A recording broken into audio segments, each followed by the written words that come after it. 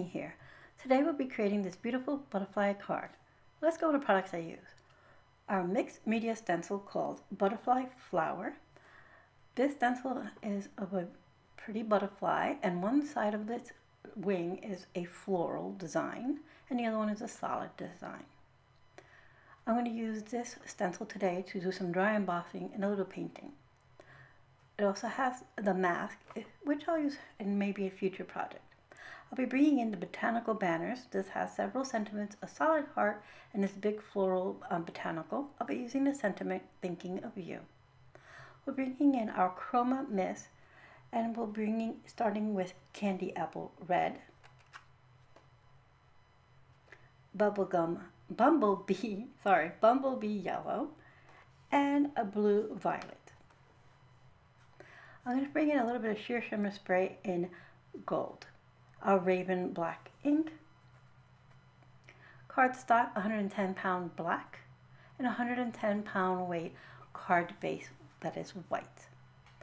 So let's get started with our project. What I did here is I taped my stencil onto my cardstock, which is actually accent 80-pound cardstock. I'm sorry to mention that.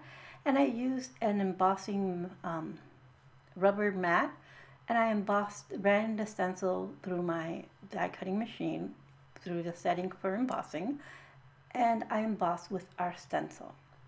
So I went ahead and traced this so I know where to line it back up.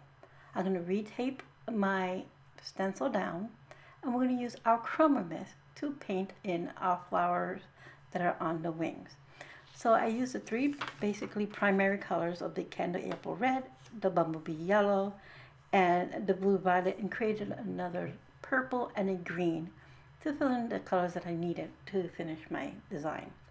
I have a little clear, clean water here to rinse off my paintbrush, and a really tiny detail water color paintbrush. So I'm going to show you some of the painting here. I'm not going to show you all of it because it took a little bit of time, but not that long. Basically, I'm leaving the stencil in place to help me see the design because it's basically white on white at this point. But I'm using the Chroma Mist to paint in the flowers and the little hearts that are on the butterfly wing. So I'm showing you here, I'm filling in some of the blue, the purple that I created using the colors, mixing the Chroma Mist. And then I'll do a little bit of the red hearts and a little bit of the green leaves before we finish this out. And I'll show you a close-up in a few seconds here. I just want to color in a few pieces. Now, I'm going for a truly hand-painted look. So if it goes off the lines out of my stencil, I'm not worried.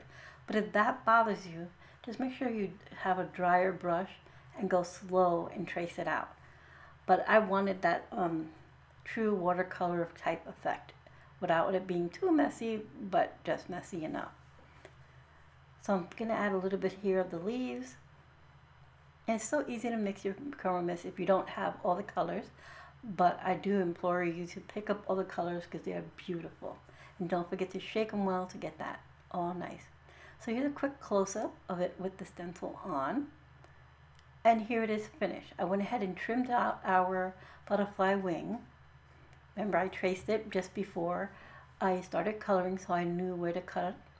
And out of some gold shimmer cardstock, I went ahead and cut a little bumblebee, butterfly body. I just did a circle, a little oval, and some antennae. Alright, so I'm going to go ahead and bring in my sheer shimmer spray. And bring in my splat box real quick. And I'm going to place this here. I'm just going to do a little splattering of gold onto the black cardstock. And I'm not worried about big blobs or anything else. I want all the various sizes of splatter, from really tiny mist to bigger droplets, just to give it some interest and texture in the background. And it looks really nice off of the black. This gold is shining off. And I'm also adding it to the wing. That also adds that messy kind of watercolor feel. So this is what I called restrained watercoloring, because you're using the stencil to keep it all kind of contained. I do enjoy watercoloring, and I do it quite often without any design, but for this purpose I thought the stencil would be a nice way to get someone started in watercoloring. Okay, so now that we have all that splattered, I'm going to go ahead and grab my heat tool and just kind of heat set this a bit because I don't want any of that spray basically smearing all over the place. I'm going to give that a quick set, and I like to do it both sides, front and back. That minimizes the warping. I'm going to adhere my panel onto my card base, and then no, actually first I'm going to stamp my sentiment.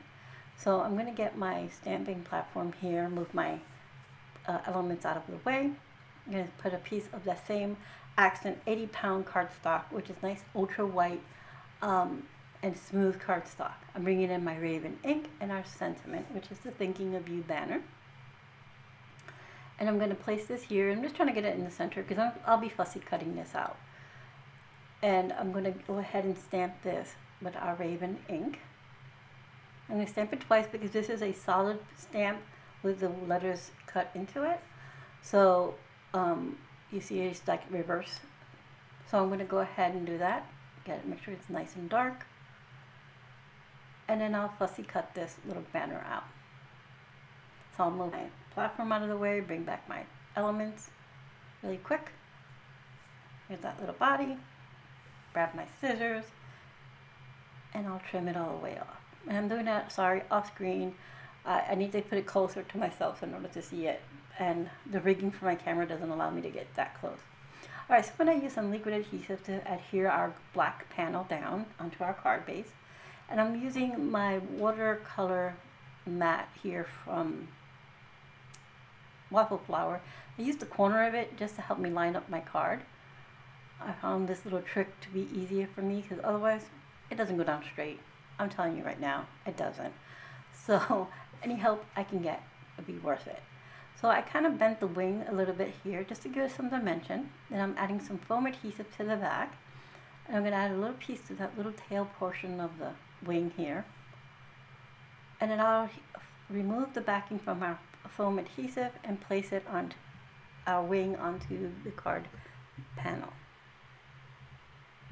I'm just, again, curving a little bit more, and I'm just going to put that basically in the center, upper center, and then I'm going to put a little adhesive on the back of our little body, and I'm adhering it and attaching it to the base of the wing. So here I'm floating the idea, should I put the sentiment here, should I move it? And I think, okay, I'll put it here.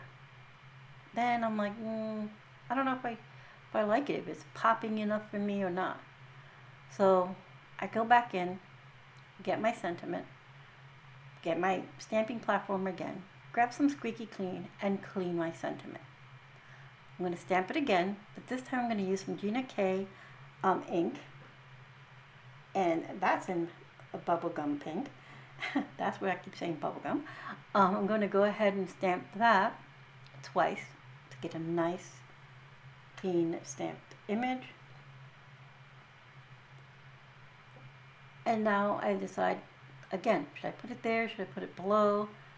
I move it around a few times and finally decide I'm going to place it right here. And I think the pink color just makes it look a little more festive, just like the